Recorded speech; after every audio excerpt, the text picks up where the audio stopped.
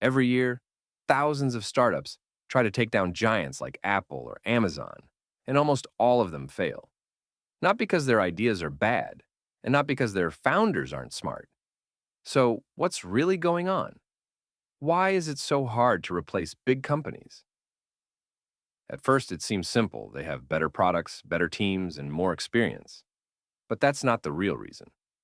The real reason is they don't just compete, they build systems. One of their biggest advantages is scale. Large companies operate at a size that smaller businesses simply can't match. They produce more, distribute more, and reach more people at lower costs, which means they can offer better prices or invest more into growth without risking stability. And over time, that gap keeps getting bigger. Then there's distribution. It's not enough to have a great product, you have to be everywhere. Big companies dominate shelf space, supply chains, and platforms. So even if a smaller company builds something better, it often can't reach the same audience. There's also brand trust. When a company has been around for years, people recognize it, and recognition turns into trust. Most customers don't search endlessly for the best option. They choose what feels familiar, reliable, and safe, and that makes breaking in incredibly difficult. Now, here's where it gets even harder: switching costs. Changing from one product to another isn't always easy. It takes time, effort, and sometimes even risk.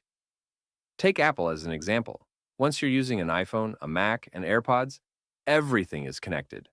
And switching means losing that convenience. That's not accidental, that's by design. Big companies make it easy to stay and just inconvenient enough to leave. And sometimes they don't compete at all, they buy the competition. When a smaller company starts growing fast, large companies often acquire it early before it becomes a real threat, allowing them to stay ahead without ever fighting directly. Then there's something less visible but incredibly powerful: data. Companies like Google improve their products using massive amounts of user data. And the longer they operate, the more they understand their customers, their market, and their own systems, which allows them to move faster and make better decisions than newer companies ever could. And here's the key idea: startups don't lose because they're worse. They lose because they're not just competing with a product, they're competing with an entire system. That's why replacing big companies is so difficult. It's not just about building something better, it's about breaking through layers of advantage built over years.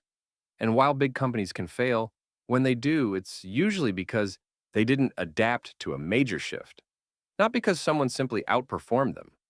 Big companies don't stay dominant because they're unbeatable. They stay dominant because they've made themselves incredibly hard to replace.